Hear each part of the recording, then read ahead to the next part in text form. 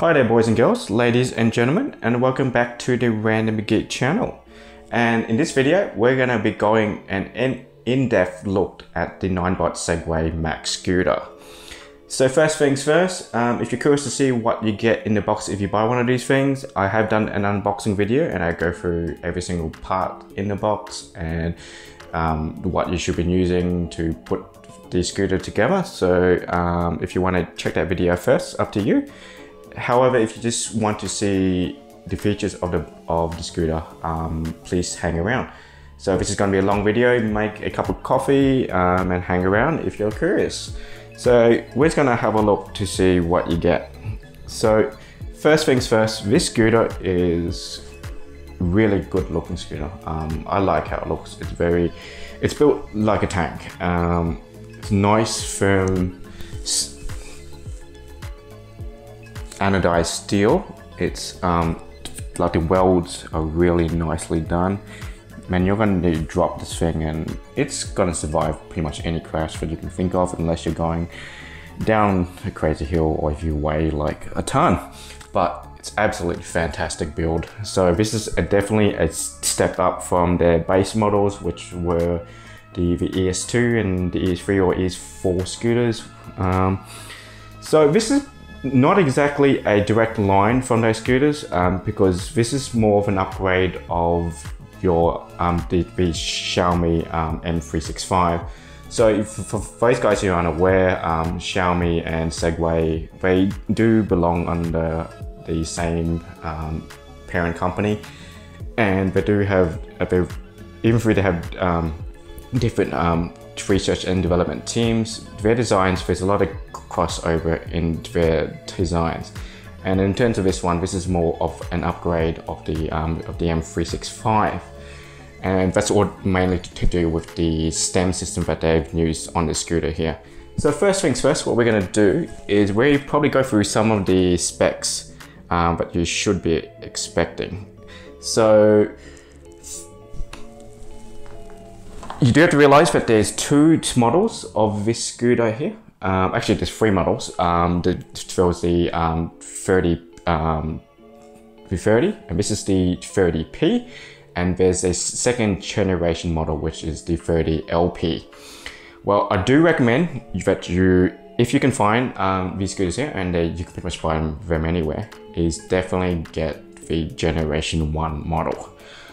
So in terms of the Generation 2, there are some differences. They use a different battery chemistry, so the cells are slightly of higher quality. You do get a brand new brushless motor in the rear wheel, but in terms of its power output, it's exactly the same. So you're getting 300-watt motor and a nominal peak at 700 watts.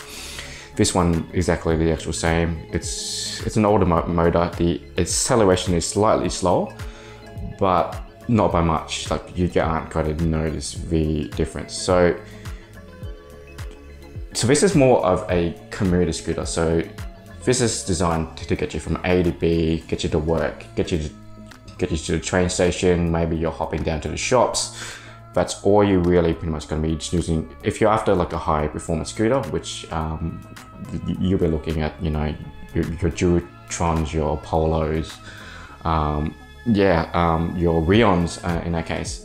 But in terms of what you get for bang for buck, in terms of the commuter scooter category, this is the one to get, because you are going to find something with the range and the features in this price point.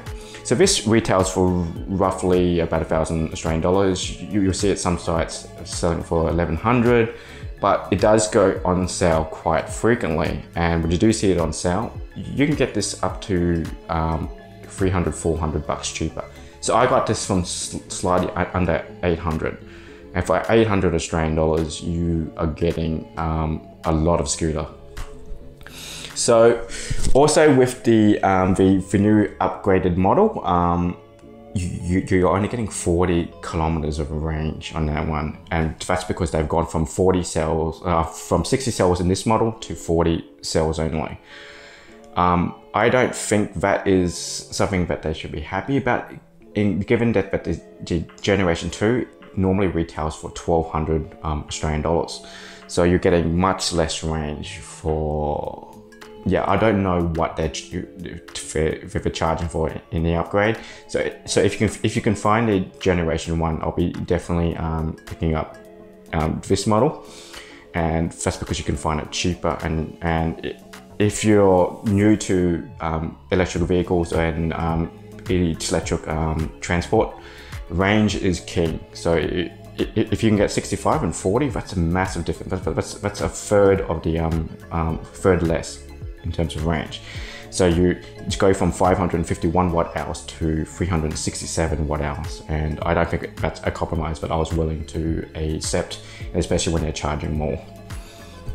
So regardless of which version that you get, the maximum speed is 30 kilometers an hour, but in most market, this scooter will be locked at 25 kilometers an hour. And that's due to local regulations that you will see in most countries. In Australia, it maxes out at 25. In my state, Ontario, it maxes out at 25. Just remember when you're actually buying an electric scooter, just to make sure that these vehicles are legal in your state or territory.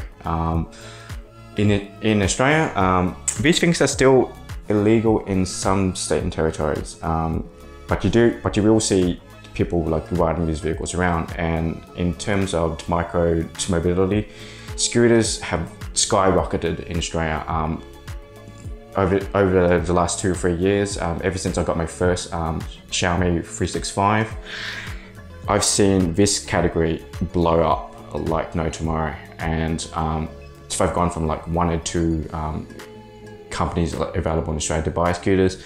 Now there's scooter shops everywhere, and there's some shops that only sell scooters. I've seen like, 8, 9, 10 brands like launch in a year. So now you are spoiled for choice. So if you want your high performance scooters, you can buy it in a Polo, an Emu, a Dualtron, you name it, you can actually buy it. And phase 1 will, like those scooters, you hit 60, 70, 80, 90 kilometers an hour. If you can find a Rion, you'll be over 100 kilometers an hour. Why you would want to go that fast? If you're going that fast, you might as well just buy like a motorbike. But in Australia, most of these ones are locked at 25. I believe 25 is a nice speed to actually like ride at, in terms of just getting to point A to B.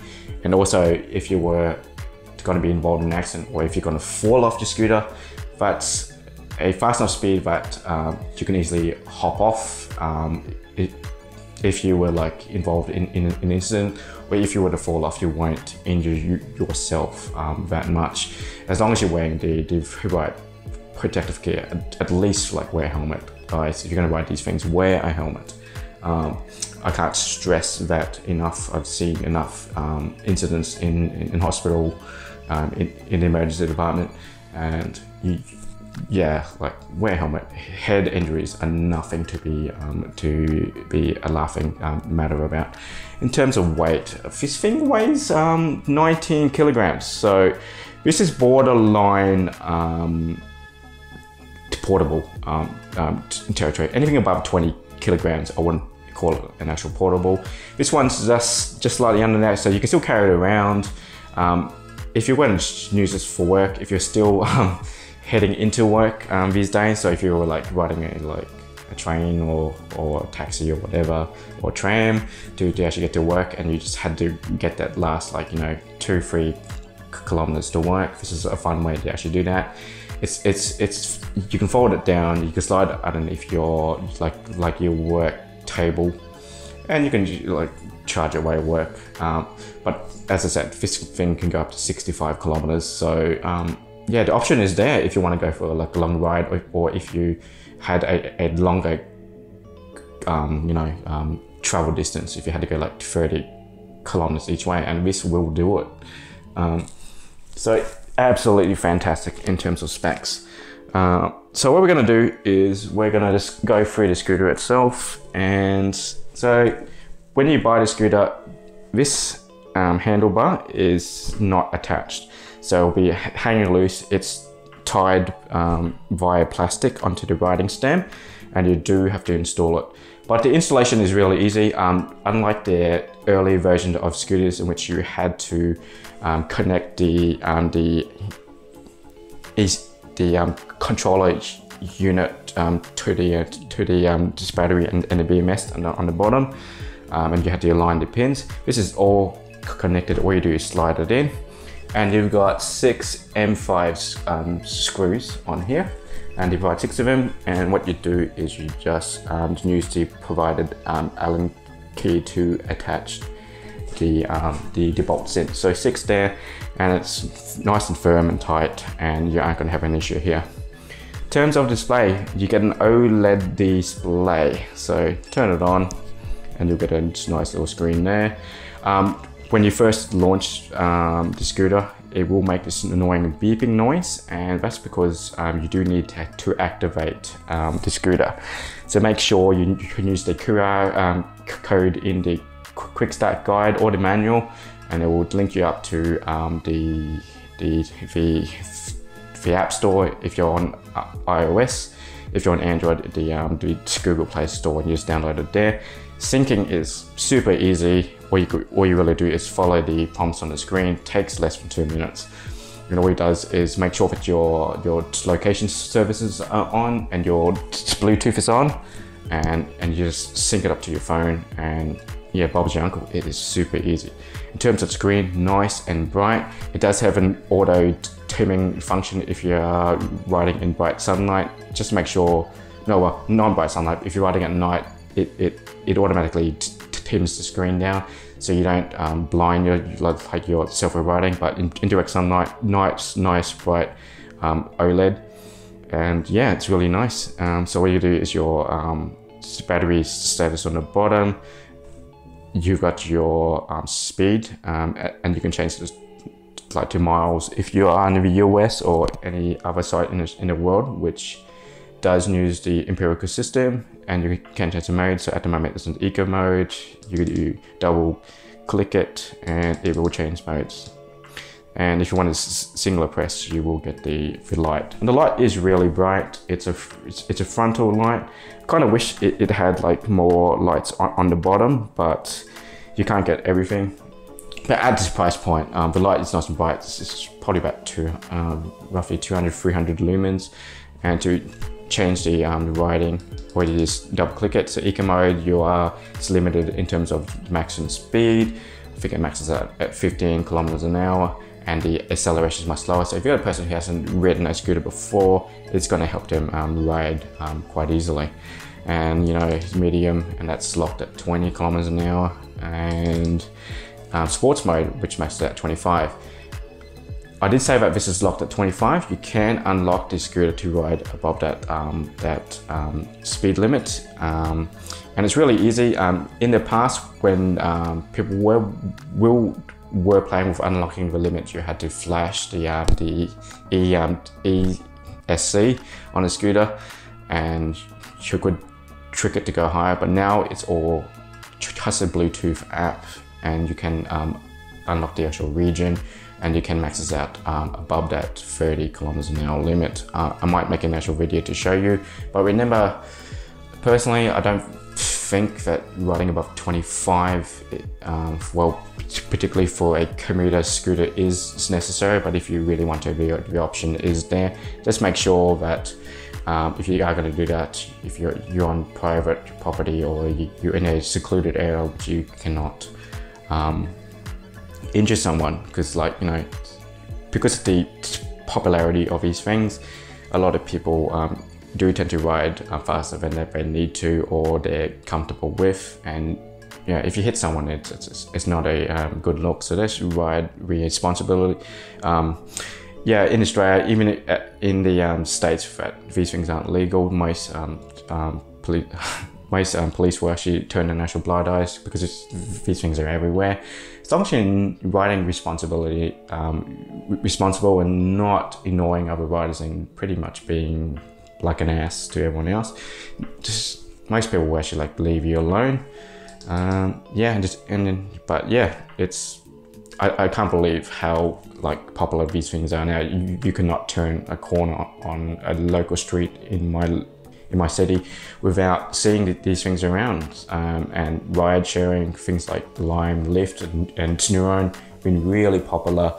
So there's a reason why those companies use this scooter as their base scooter, but in the ride sharing apps, the speed is limited to like 12 kilometers an hour. So to have that same ride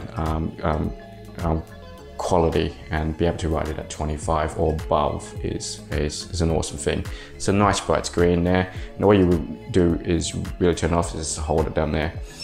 And because it's connected to the Bluetooth app, what you can do is like monitor the actual battery and do firmware updates. So it does over-the-air firmware updates via Bluetooth. So when I bought this and when I've activated it, there was a firmware update for the BMS, the battery management system, and also the electronic and speed controller. I think I'm up to version 1.54 and 1.56 on those systems. But remember, if I do frequent updates, and the updates is actually quite helpful. To protect your battery, they unlock extra features on the scooter itself. For those guys that were on the original versions of the app, like with my original ES4, I was on an older version of the app. When you go through the actual Play Store or the App Store, there's a new version app. I think up to version 5 now. Okay, so in terms of the handlebars, nice rubber handlebars, very similar to the ES4, nice and comfy. I have noticed that you don't get folding handlebars, so that kind of limits in terms of the folder. Like you can't fold them away, so it does take more space if you were trying to slide this underneath your bed or at your workstation at work. Things like, companies like Turbo, Swift, they allow you to like to fold the handlebars down, and it takes up less space, but you can't get everything. Throttle control, standard thumb throttle control. Point and note for this scooter here is the electric motor won't activate unless you're going faster than 3 meters a second.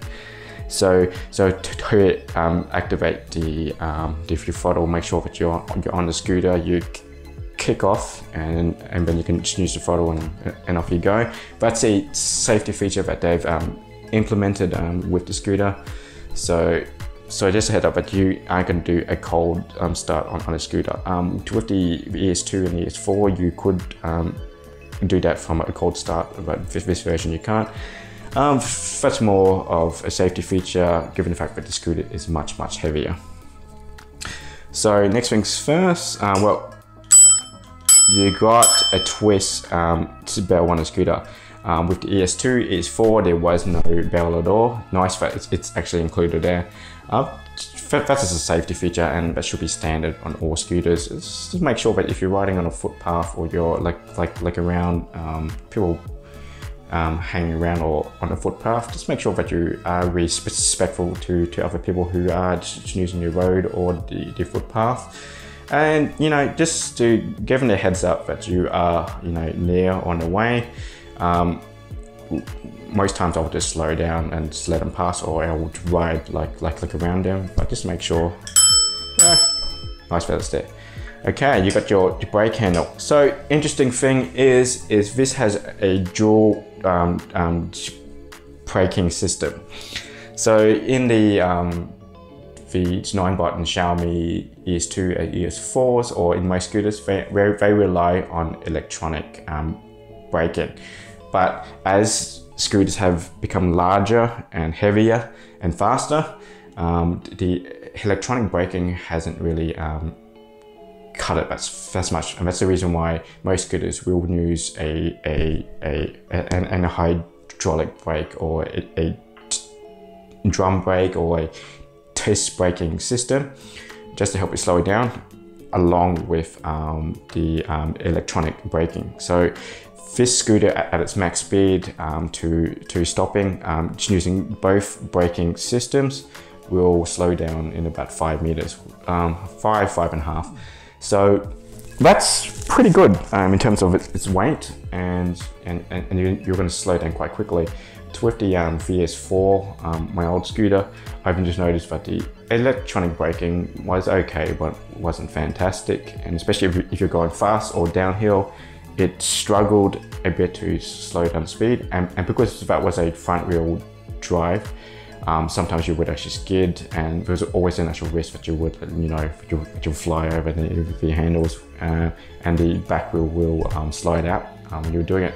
And also with the ES4 and the ES2, you had a manual foot brake. So it was a friction brake in which you would slam down if you're going in emergency braking. That's really old school, and you don't want to be doing that, because the chance of you like falling off or actually sliding the back of the scooter was like, yeah, it wasn't really safe. And I'm glad that they've actually gotten rid of that on the scooter here. So have a look at the flashlights. I still haven't removed that plastic thing off, but yeah, that hasn't hampered. You do see a lot of the wiring going in and into the actual stem and along here. So this is for the connection to the battery and the BMS, and so that's just the control unit sending the instructions down to the battery and to the motor itself. And this is the line for the frontal braking system. I wish these lines were integrated into the riding stem, but it's nicely protected, and this thing is IPX5 rated, so you can ride this in the rain, no problem whatsoever, because everything is nicely firmly sealed. Okay, so we're going to move down to the riding stem. So this is a nice firm riding stem. It's not going to snap on you, and this is where you see it's linked to the Xiaomi M365. And the M365 Pro version, which is the sibling of this one. The riding clamp is very similar. So the initial M365s, there was like an issue with the clamping system, and it'll get loose and it will rattle over time. But I've actually fixed that with the system here, and the clamping system is nice and sturdy. This isn't moving anywhere. I'll be keeping an eye on it to see how it holds over time, but we shall see. But yeah, I've had no issues with whatsoever. Interesting approach to most scooters, since most scooters will either use a lock and a locking system at the base, in which they will have a bolt and it will lock in. The original Segways, the ES2 and ES4s had that system, but I use the rubber bungs on the ends, and those things actually broke over time, and then you've got a bit of wobble on the stem. And also with scooters which had a clamping system which you had to tighten, those ones had issues over time. So I'm looking at things like the Mantis Pro and the Zero scooters, which cost like twice to 3 times like the price of the scooter. Their initial designs had issues, but over time, like you will get hairline fractures on the riding stems of the scooter. So I'll be watching this very carefully to see if there's any issues with the riding stem. So this is I think it's from like magnesium alloy, I believe, and it's nice matte finish. Nice, firm, sturdy, and the welds are, yeah. So this thing's built like a tank. It's not gonna bend or buckle over time. I could probably like open the window and actually drop this out the window, and it would land, and nothing would happen to this. The build quality is excellent. So things that you will notice, there's no suspension on this scooter whatsoever. Not too much of an issue because of the larger wheels. I did notice that with the ES4 is the suspension helped, but not by much. Because those scooters there only had 8-inch wheels, The riding quality wasn't fantastic, and you could feel the cracks in the pavement and the bumps. With if I had to choose between suspension and pneumatic tires, I would go with the air-filled tires if you're looking at ride quality. However, you do have that issue that you could get a puncture. So these are advertised as self-healing tires. Don't believe that hype. All they really are is air-filled tires, and I think these are tubeless, but the tires are filled with slime. So all slime does is it's a synthetic sealant. So if you ride it and you've got a small puncture, the sealant will ooze out and seal the puncture. If you've got a small puncture, like it will seal it, and your tire is pretty much as good as new. If you've got a large tire, it's not gonna. No, if you've got a large puncture or tear or a snake bite, it's not gonna seal it fully. But yeah, this should be the industry standard, and I wish every single scooter out there actually did it. So it's air-filled pneumatic tires on both front and back. Maybe they should have went with a solid tire at the back, because 90% of actual punctures will happen at the rear wheel tire. But in this case, it's both similar tires at the actual back, 10 inches across, so 22 centimeters. So what you will notice there is the air valves are at a weird angle on the front. They're okay at the back. Inside the box there is a valve extension lead to fill the tires. In terms of the tires, you're looking at 380 kilopascals, 55 psi, so quite high. Personally, myself, I would probably fill the tires up to almost the maximum of the tires. That's just to reduce rolling resistance. So you're going to increase your rolling resistance, and you're going to get extra range, and you're going to get a good mixture of comfort in terms of riding and not compromising the riding distance of the scooter there. I wish they came with a pump, but you can buy like a hand pump for quite cheap these days. Or if you want, like, just get like an automatic pump, save you heaps of time. Just plug it in, set the actual pressure, and Bob's your uncle. In terms of the spokes, so these are metal. So this is steel, I believe. So if you were going to lock up the scooter, I'll be using a U-lock or a wire lock, and you do get like a wire lock with the scooter here.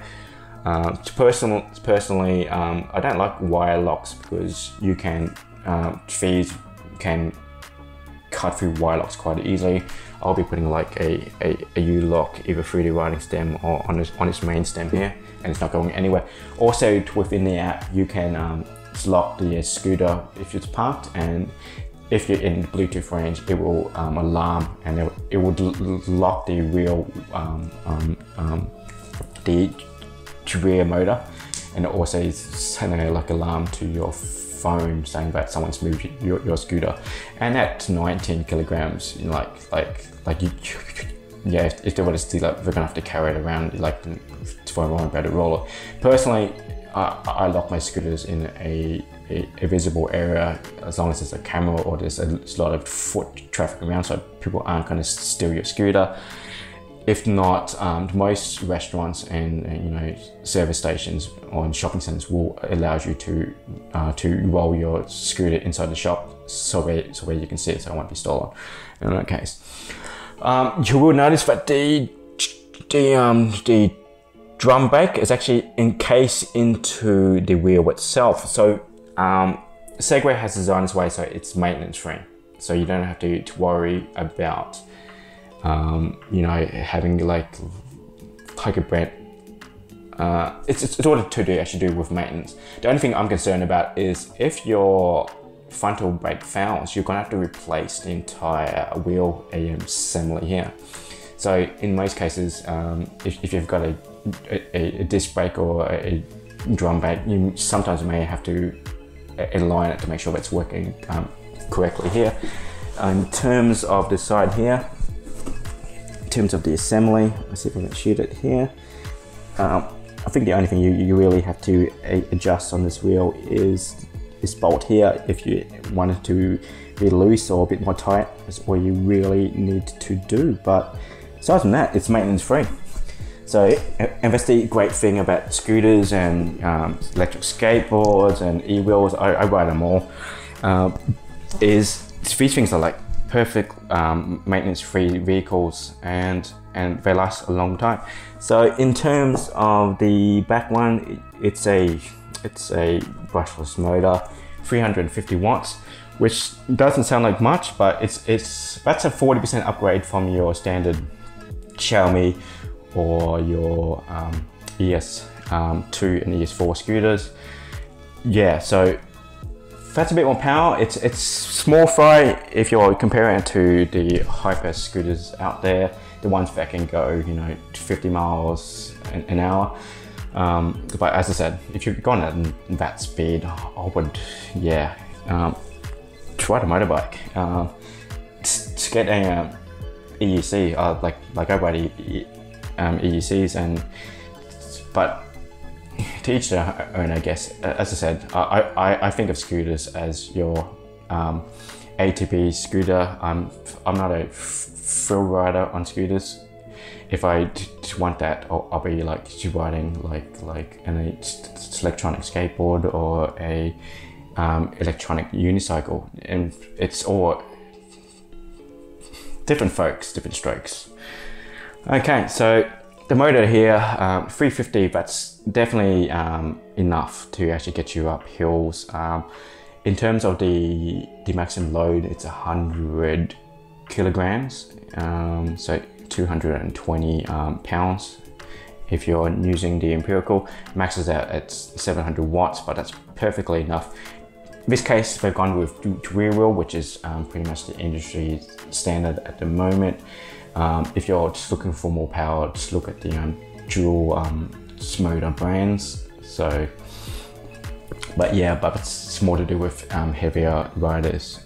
In terms of the standing base, so standing base wise, we are going to measure it. This is a lot bigger than your standard scooter, which is fantastic. So if you've got small feet, you should be able to stand 2 feet side by side. Well, you'll have to place your foot there. That's fantastic, because what you are going to get is a more stable ride.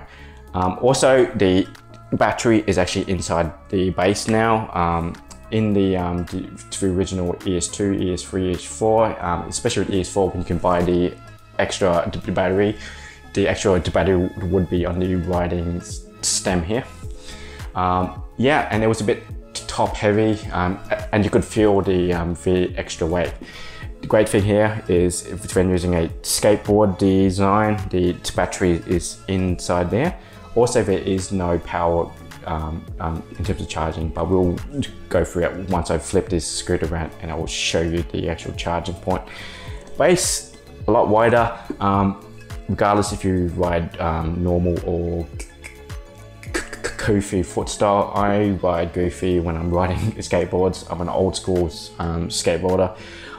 But yeah, it actually doesn't matter if you ride to 1 foot front, 1 foot at the actual back, or you ride foot side by side. It's got a nice wide riding base. The thing is I don't like is the branding is okay, but is this rubberized foot plate. I wish they went with grip tape, because this thing here, even though it's got nice friction when it's dry, and this thing is waterproof, so you can ride it in the rain. Once it's raining, this thing gets really slippery. Personally, I wish they went with grip tape. You can probably take this off and I'll maybe switch it out for a nice coarse grip tape, so it's not slippery when it's raining. Also, you get a stand here. some scooters won't even have a stand, and especially if you're riding like the bicycles, even some really expensive e-bikes don't have a stand, which I think should be standard on all scooters here. In terms of the, so you've got 3 reflectors on here, so that's for safety. So if you're riding and like there's a car coming along, they will see you, and that's on the sides as well. In terms of the lights, like you can like see you inside, and you also have a rear braking light which does flash when you press on the brake, so a bit of visibility there. And you've got those nice bright yellow accents, so it's nice and invisible.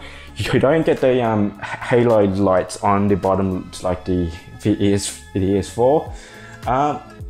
I can probably give that a miss because that's not really my thing, but a lot of people would like those flashing lights because it increases visibility at night. And also if you're riding in a group ride, which happens a lot in Australia, there's a lot of riding groups out there. As I said, scooters are pretty much everywhere, and I'm just really surprised at how popular they have become. Every Tom, Dick and Harry out there is riding a scooter, and it's not uncommon, particularly in my state, to see like group rides, especially at night, and everyone's got lights on. It's a lot of fun. So, but yeah, this is a nice firm scooter here. So what I'm going to do now is flip it around, and I'll show you the actual charging port, and I might flip it upside down to show you the base of the scooter. So I'll be right back.